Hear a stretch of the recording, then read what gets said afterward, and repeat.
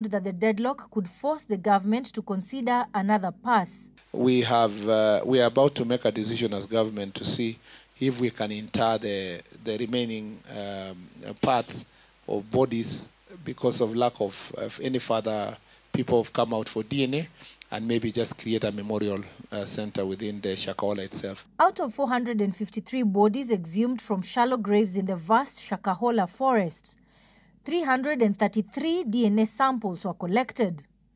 Only 66 victims have been identified through DNA matches or physical recognition, while the rest remain in cold storage at the Malindi sub-county mortuary 2 years on. It's also they take advantage of the vastness and the of the land we are talking about an area of forest of 100,000 acres and so forth. In March this year, the identification process came to a halt after the government chemist cited a lack of testing kits and the high cost of importing them, leaving families desperate and unable to bury their loved ones.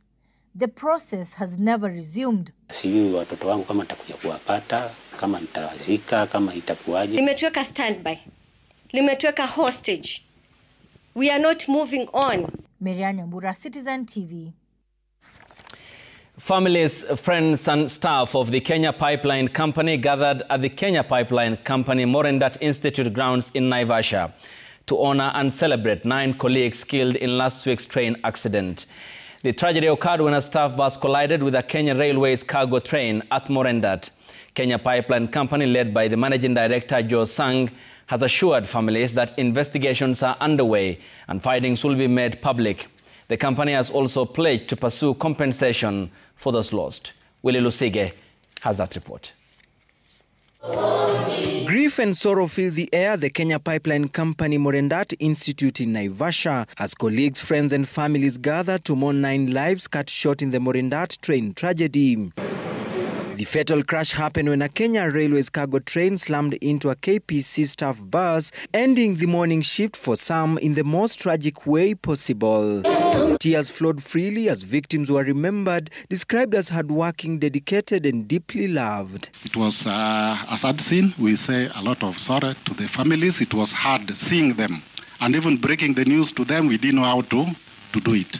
Their absence would be felt across our operations, in our meetings, and in the small and everyday moments that make KPC not just any other workplace. Kenya Pipeline Company says a joint technical committee with Kenya Railways is already probing the cause of the accident. And I do hope we'll be able to get the learnings from this tragedy, as we continue to strengthen our protocols so that such a loss will never touch our KPC family again. Beyond investigations, the government has pledged to fully cover medical expenses, while the company has committed to seek ways to financially support the bereaved. Itafuatiliwa ili at least kuwe na some compensation through the proper channels.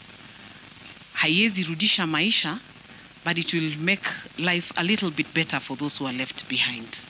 The accident, which happened last Friday, claimed 9 lives and injured others when the staff bus carrying 33 people was hit at a railway crossing along the Naivasha-Kasarani road. The 9 will be laid to rest on different dates, but together their memories will remain etched in the hearts of those they leave behind. Willie Lusige, Citizen TV, Nairobi. And we pray their souls rest in eternal peace. We're due for a break. When we come back, a few more stories to run you through sports, and then thereafter, some bowlers and others who managed footballers will be on the bench to talk football. We'll be discussing CHAN 2024 and the stars who are finding the shining light and lifting up the spirit of the nation. We'll be talking the dugout tactical team led by Benny McCarthy, former Bafana soccer star, who had his football plight with Blackburn Rovers and at some point at Old Trafford was also part of the technical team. All that in the context of what lies ahead for Kenya in its football dreams ahead of AFCON 2027, the tactical selection team, soccer administration, management of the head coaches, and all that goes into it beyond CHAN 2024. You're watching JKL, and we are back after the break. Stay tuned.